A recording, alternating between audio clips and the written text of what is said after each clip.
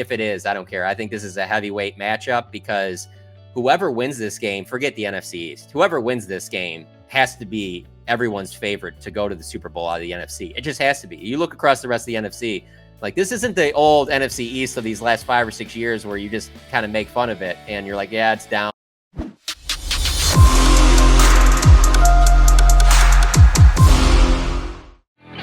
Hurts 365 here on the JAKIB Media YouTube channel. Thank you for streaming in on the biggest game so far this year for the Eagles. And the biggest game so far for the Cowboys. Here to give us a Dallas perspective on it is a guy who's there every single day covering the Cowboys. Does a great job for the Athletic. Jon Machota jumps in with a Sunbirds 365. How you been, JM? I'm good, man. I'm good. Always enjoy talking any sport really with you, but also obviously Eagles Cowboys, man. I'm excited for this one. There's been too many Eagles Cowboys games since I've covered this team where it'll be at the end of the season and one team's already in the playoffs and the other one's not, and they're resting starters, or someone's team season's already over, and it just doesn't have that hatred that I feel like we're really going to feel Sunday night, and I'm looking forward to it. Did Demarcus Lawrence do the job stroking the hatred this week with what he had to say yesterday about Jalen? Who's Jalen Hurts? Jalen Hurts hasn't played the Cowboys yet. He went down the road of, I think, a little disrespectful. Now, you're there every single day, so you know the way Demarcus handles his business on a day in, day out, week in, week out basis. Typical for him, or did this, for some reason, maybe spark more than you usually get out of the Cowboys defensive lineman? Well, I mean, ever since I started covering Demarcus, he's always been hit or miss. And he's not a guy like, I noticed with the Eagles, they bring a lot of their top guys to a press conference type setting thing. And the Cowboys obviously have set days for certain guys that they talk in that. Well, Demarcus Lawrence is kind of, if you can get him, you can get him. Some days he'll talk. Sometimes he wants no part of it. And I don't know that he really wanted to talk. And so he stops and he's hanging out for a little bit. And it's one question about Jalen Hurts, and then another, and then another. And then there's a question about something else. And then some other reporter walks up and asks him again about Jalen Hurts. And this is your 4th or 5th question. And by that point, he was just, you could tell he was getting annoyed by it. And to defend us reporters that were around there, Jalen Hurts, he's playing really well. Like, what did do you not expect us to? I mean, this guy is one of the front runners for MVP right now. He's one of, if not the biggest reasons the Eagles are the only undefeated team. So I don't know, but I will say this. When I walked away from his locker, I did say to another reporter, I'm like, I don't know if he knows how these quotes are going to look in print, but I mean, it certainly looks like he's trying to kind of stoke the fires there. And then, I'm the type of person, I'll go listen to what, Jalen said and some of the other some of the other Eagles like Kelsey and stuff like that. And no one's really talking like that. I think Demarcus was getting fed up. Like, we're not showing respect for this Cowboys defense, which we obviously respect them. They're the reason that they've won their last 4 games. But yeah, I definitely, when he was done talking, I'm like, he probably doesn't think this is bulletin board material, but I think that there'll be people in Philadelphia that take it that way. Yeah, it is. Yeah, John, I felt the same way. I'm like, well, to be fair, the last time Demarcus Lawrence saw Jalen Hurts in a football game was week 3 of last year. That feels like eons ago now. So I'm thinking to myself, are you really studying your opponent? Or are you just kind of overlooking them, or do you just not think he's that good? I don't think that he thinks he's not that good. I think he was more annoyed that he was getting so many questions about him. Like, there's just this, he'll never admit this, but I have always thought that there's this belief with a Demarcus Lawrence that, he's been on this team since 2014. And since 2014, if you take this year away, this has been a team that's built around its offense. So the offense gets all the love, and everybody's always talking about the Cowboys offense. And really, this goes back well beyond, Aikman and Michael Irvin and Emmett. But this is the first time where the defense is really the reason that they're winning. And I feel like maybe he feels like they're being disrespected because we're not asking him more questions, because that's what he said at the very beginning. He's like, Jalen Hurts is playing well, but he hasn't faced us. So, and while that's great, I don't know. I'm the type of person that I think I would just save that for Sunday night, but Demarcus is, I will say this, he is the vocal leader. He is the guy that, before they go in the locker room after pregame warmups, he's the one talking in the middle of the huddle. So there's also a part of me that thinks, hey, maybe this was him publicly trying to maybe fire up his own guys a little bit. I don't know. Let me ask you about that Cowboy defensive line, because we know certainly what Lawrence is capable of. And now this is between the 3 of us, right? Nobody else is streaming in. Right. You know what I did yesterday? I put $5 down on Micah Parsons to win the MVP. It's kind of a hedge bet because I got the Eagles going to the Super Bowl, but Right. he's been that good. He's 250 to 1 to win the MVP. Now I get it. No defensive guy in the NFL has won the MVP since Lawrence Taylor. You got to go back a long way. It's a quarterback's award, but he's been that good that I thought it was just worth a flyer for $5. 250, so $1,200 for 5. Yeah, I took a shot there. We know how good that Michael Parsons is. Tell me about Armstrong, because he's been on the Cowboy roster for a couple of years now. He's not a young guy coming up. He's been part of the mix, and he's never really been a factor before. And I saw him make a couple of good plays in their last game. I said, where the hell did this guy come from? He's getting to the quarterback unabated. They are the number one team in pressures in the National Football League, and they do so with a little bit of depth. We all acknowledge that Parsons is the guy that makes it go, but they've got some depth along that defensive line, do they not? Absolutely. Best depth they've had in a long, long time, well over a decade, probably back to when they had DeMarcus Ware and Jay Ratliff. So Dorrance has been a solid player, but he's been a backup. He's been playing last couple of years, playing behind Randy Gregory. And when he got his opportunities, he would make some plays, no game where he jumped out like he did last week with the block punt and the sack fumble and what seemed like in 10 minutes of real time. But when the Cowboys weren't able to re-sign Randy Gregory, Dorrance Armstrong's a name that they kept bringing up, even to the point where when they signed Dante Fowler in the offseason, I kind of rolled my eyes at all the Dorrance Armstrong talk. I was like, oh, they'll put Fowler in. He'll be the starting right defensive end. And as we got through, mini camps and OTAs and into training camp, you're like, man, Dorrance continues to be the guy that's running with the ones. But to your point, having DeMarcus Lawrence on the other side, Micah Parsons is essentially another edge rusher. That obviously helps. You're going to have to, every team is going to be putting all their attention on number 11 anytime he's out there, and that makes complete sense. So that's helped. But the motor that Dorrance Armstrong has is impressive. And the fact that he is one of those guys, I think the best way to sum him up is that, there's a sense with some guys that once they start making some noise on defense, I'm good with playing special teams, but Dorrance loves playing special teams. He's always been on all the special teams units. I mean, he's a great team guy that every team wants to have. And he's just now really starting to surface to where everybody kind of knows who he is. But it's been impressive. John, I feel like the secondary doesn't get talked about enough. Like Trayvon Diggs obviously makes all the headlines, but to me, Jaron Kearse has just made that secondary instantly better since he's come back.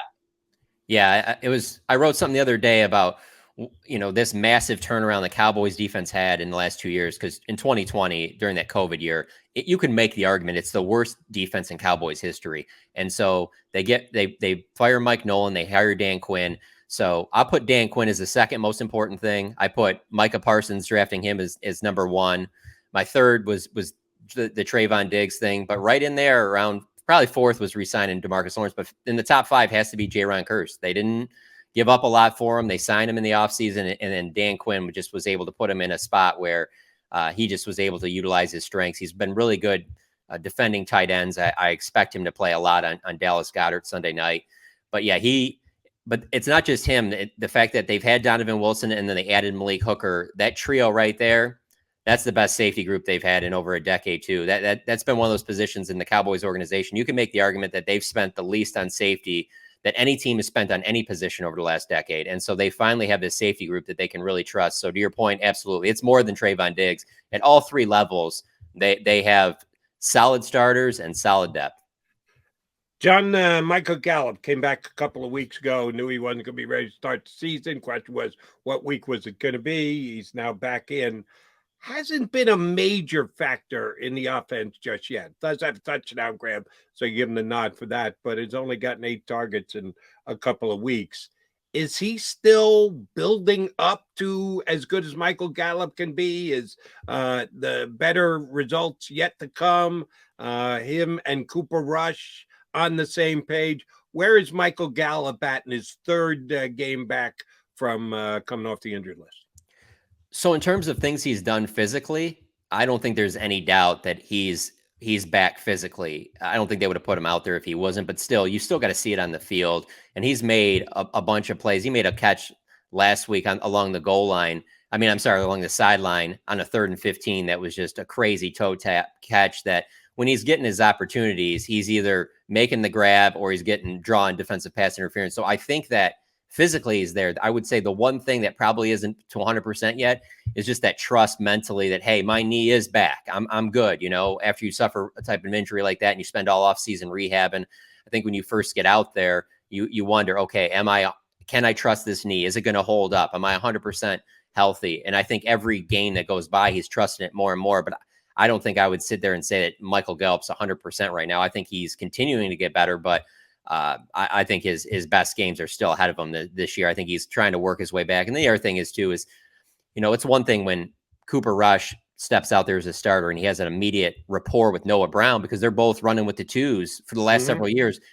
Cooper Rush isn't getting a lot of work with Michael Gallup. And then Michael Gallup gets kind of put back in the offense right when Cooper Rush is taken over because Dak's out. So I think that his rapport will probably be a little bit better with Dak when he returns. But I think his best football is still ahead of him this season.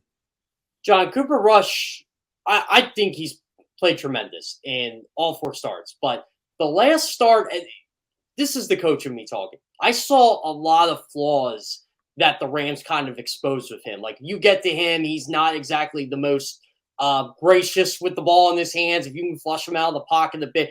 Do you think the Eagles will try to mimic what the Rams did last week?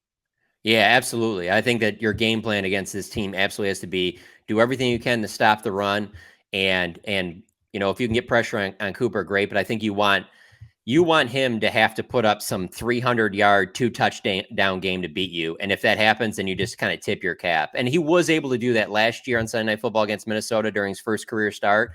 But this year he's been, because of the defense, much more of just take care of the football, not do anything stupid, not turn it over. And there's some luck involved with that. I mean, I think all quarterbacks throw some throws that you're just like, that should have been picked and it wasn't. But the way he's been able to take care of the ball has been probably his greatest strength. But yeah, there's no question. He's not Dak Prescott. He's not Jalen Hurts. If they get pressure on him and cause him to, you know, throw some bad decisions and the running game's not working, yeah, that's going to be a bad day for the Cowboys. I look at this team and you're just like, or this game, and you're like, when the Cowboys have the ball and the Eagles are on defense, that's the greatest strength for the Eagles right there. Because the other side, when the Eagles have the ball and the Cowboys defense is out there, I think that's going to be good on good.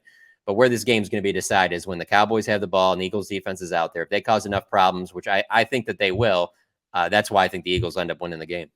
John, I know we're past the point of interpretation, but I'm still very intrigued by it. Jerry Jones comes out on Monday and says, Dak's got to be able to spin the football. If he can spin the football, he can play. By Tuesday, McCarthy has pretty much said, oh, we're preparing for Cooper Rush to be our quarterback. Did he do it because Dak couldn't spin the football? And they immediately said, all right, well, it's not this week for Dak. We don't even know about next week yet for Dak. Or was it to cut off any doubt, cut off any controversy as to who actually could be or should be the quarterback by Sunday? Why did McCarthy go as strongly as he did? He didn't just slam the door on Dak, but he made it rather obvious, yeah, it's going to be Cooper Rush this week. Why do you think the coach played it the way he did on Tuesday?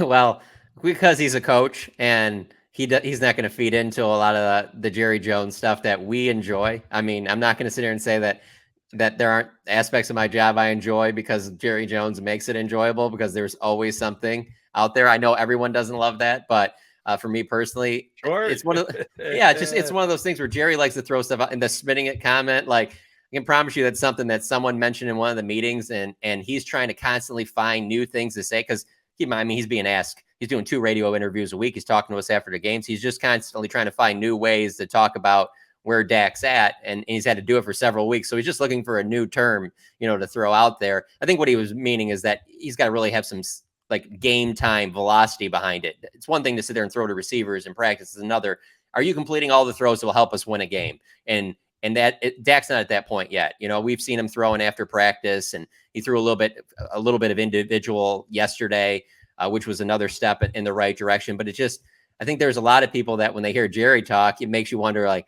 maybe they're sandbagging and Dak's going to be active Sunday night. And Jerry wants you to believe that, you know, he loves that.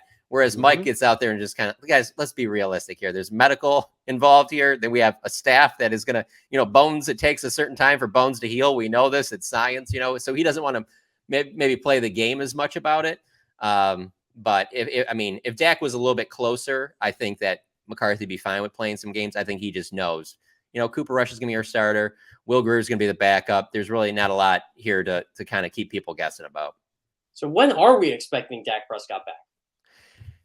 So with him doing what he's done this week, I think next week is a decent possibility. And frankly, I think it's the perfect opportunity because you're playing a Lions defense is arguably the worst in the league. You're at home. Get right in that game. You can have some bad throws in that game, whatnot. To bring them back against the Eagles and what's going to be one of the Cowboys' biggest, if not the biggest game they have all season after you haven't played the last 4 weeks, it doesn't make a lot of sense. So these next 2 weeks against Detroit and Chicago just line up perfectly.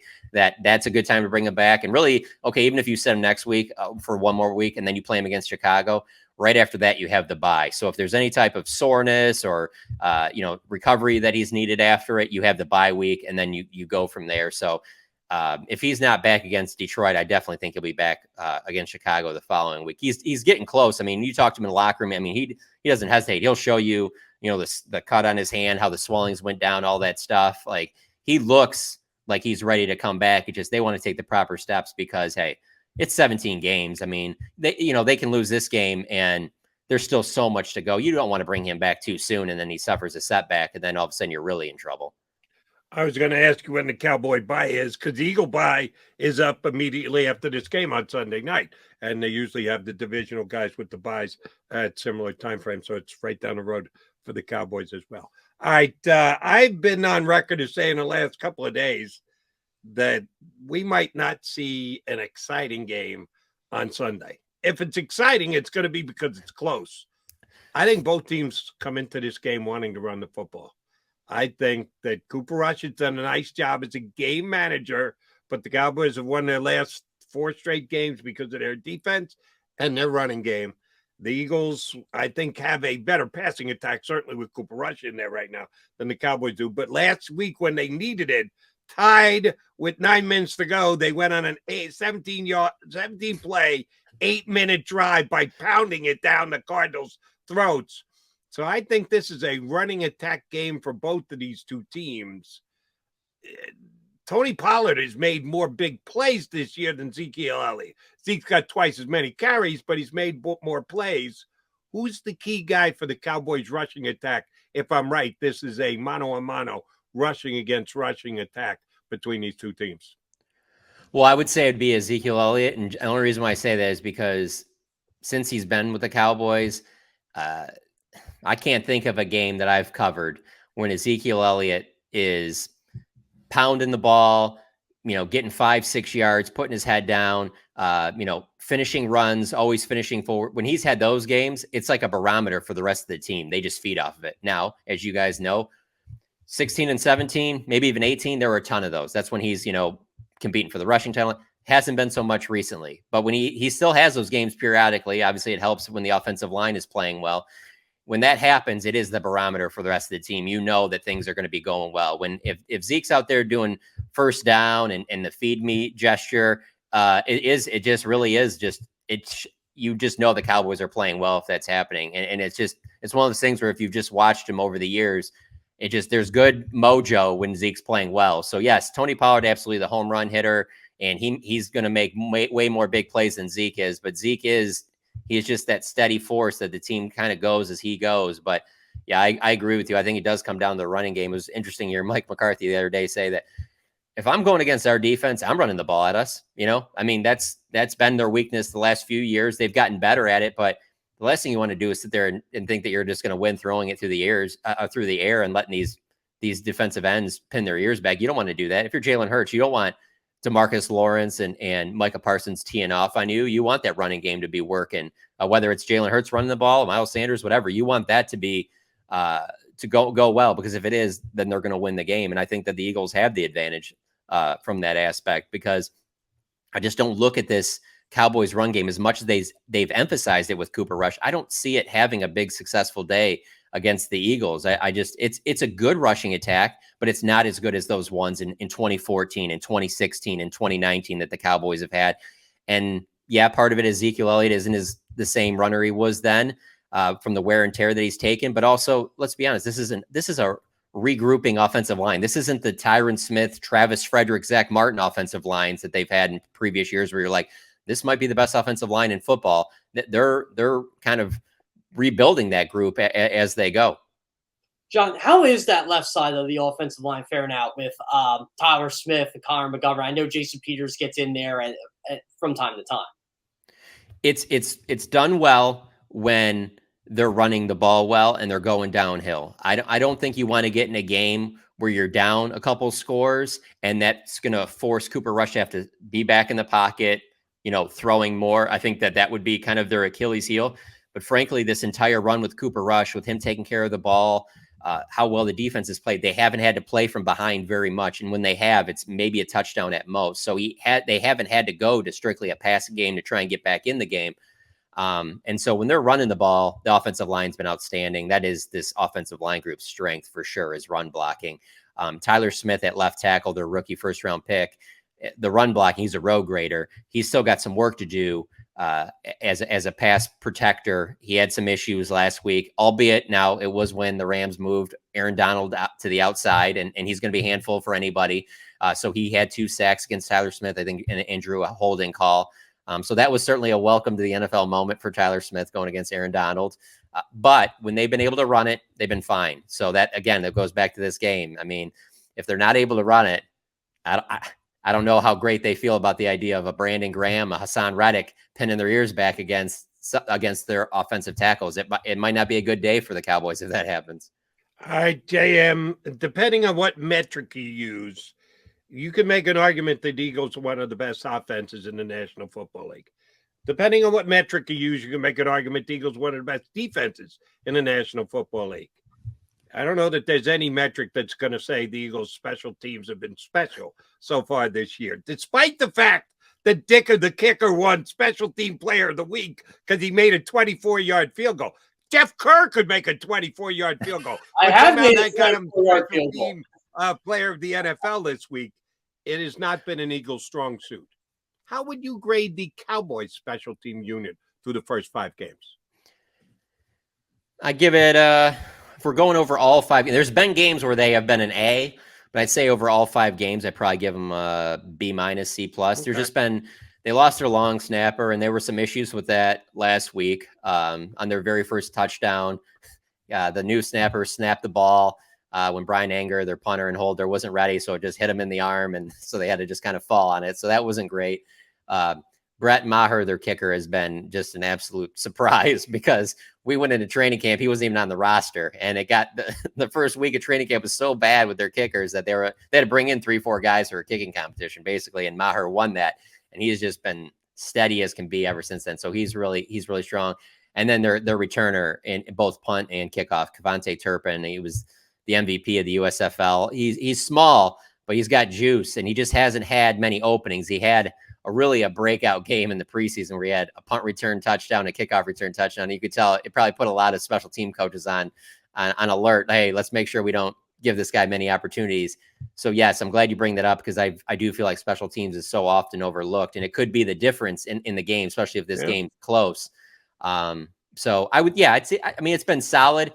And Brian Anger is a really good, Pro Bowl caliber punter. Just in each of the last 2 games, he's had 1 punt in each of those games where it just was very uncharacteristic of Brian Anger shanking a punt that you're like, wow, I can't believe he did that. So normally he's as steady as can be, but these last 2 games, it's been kind of up and down. So they aren't a significant advantage there, but I think that they probably have a little bit of an advantage in that area. John, the last time the Cowboys and Eagles played the game this early, this magnitude, I was talking about this with Jody Mack on my show earlier, was probably the TO game in 2006. When was the last time you felt this much buzz for this rivalry early in the season?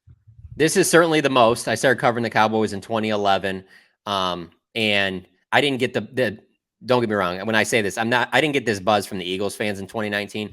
But that game at the end of 2019 was just so big for the Cowboys, mainly because they needed to win I think it was week 15 or week 16. They needed to win that game to keep themselves alive to win the NFC East. And essentially, it was a big storyline here because it was if they don't do this, Jason Garrett's out. And after Jason Garrett had been the coach for a decade, that's kind of a big moment. And I felt like the Cowboys are clearly the better team, but the Eagles outplayed them and in Philadelphia, and won 17-9. And that was just really a head scratching game that I will always remember it because it's just one of those when you cover the team that you feel like, I don't think things are going to be the same around here after this. You just had a feeling that there were going to be some changes on the way that was played because they should have beaten that Eagles team. So there was a lot going into that game just for the Cowboys perspective because they should have won that game and they didn't play well in that game at all. And the Eagles completely were the spoilers and ruined their season really. So that's the last time, but there aren't a ton of games between 2011 and now that I even would think are even close to this. And then you put it in Sunday night. And then the thing that I keep looking at is, the Phillies are in the playoffs. They're playing. I mean, Philadelphia sports are rocking right now. I just expect that crowd to just be really, juiced up. And for me, hey, I'm in the press box, so I'm in a safe environment. I don't really. I'm looking. I can't wait for it. I'm not going to be sitting in the stands. So I can't wait to see what it is because I hope it's not a stinker. That it has the feel of hey, first one to 17, first one to 20 wins. But yeah, even if it is, I don't care. I think this is a heavyweight matchup because whoever wins this game, forget the NFC East. Whoever wins this game has to be everyone's favorite to go to the Super Bowl out of the NFC. It just has to be. You look across the rest of the NFC, like this isn't the old NFC East of these last 5 or 6 years where you just kind of make fun of it and you're like, yeah, it's down, whatever. I mean, these two teams, these are legit playoff contenders making deep runs in the playoffs. And whoever wins this game, that momentum is going to be just ratcheted up to another level. Agree wholeheartedly on that point. Here's what I think is one of the most misstated narratives in the NFL for years now, that the Cowboys head coach is on the hot seat. From the day Mike McCarthy was hired, it seemed like he was on the hot seat on a national basis. And it's because Jerry runs his mouth. But truth be told, Jerry gives his coach a lot of leeway. He certainly did with the previous coach, then McCarthy. And even though they had the can't get to the line in time loss at home last year to Garoppolo and the 49ers, I don't think he was ever close to making a coaching change this offseason. You're right. There every day. You understand this better than we do looking from afar, but it just makes me laugh every time. Mike McCarthy's going to get fired. No, he's not. Jerry doesn't fire his coaches. What is the feeling right now about McCarthy in Dallas? What he's done for the couple of years he's been in charge, the fact that he's got him at 4-1. How much does the needle get moved this week by a win or a loss against the Eagles? I don't think it gets moved a lot just because I think even with 100% healthy roster, to lose 19-3 to the Bucs in the season opener and then just go and win these next 4 games in a row is impressive with Dak Prescott. Yep. The fact that he did it with Cooper Rush is just, I mean, that's bought him so much.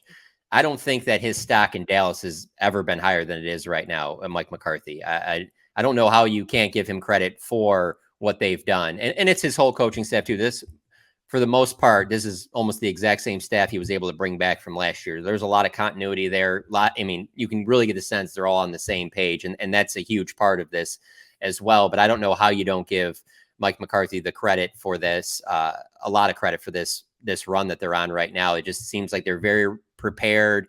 And yes, you bring up the San Francisco game, and that is one that they absolutely should have won that game. And that and this how his tenure here is going to ultimately be decided is what he does in the postseason. As well as they're doing right now, he's going to have to win postseason games. But with that being said, one of the reasons, like you mentioned, that it's always talked about in Dallas is because Jerry likes to stoke the fire. I mean, Jerry talked in the offseason about how, he wasn't definitively saying Mike McCarthy was going to continue being the head coach because he wanted teams to think that he might elevate Dan Quinn. So Dan Quinn would re-sign his defensive coordinator. It's like, what other owner, one, thinks like that, two, says it publicly? I mean, that puts Mike McCarthy in an awkward spot that your owner isn't backing you at the end of the season because he's trying to keep the defensive coordinator. If you're the head coach, you're sitting there thinking, okay, so is he setting me up to fire me and then elevate Dan Quinn as soon as the first sign of rough waters? Am I out because he's going to elevate Dan Quinn?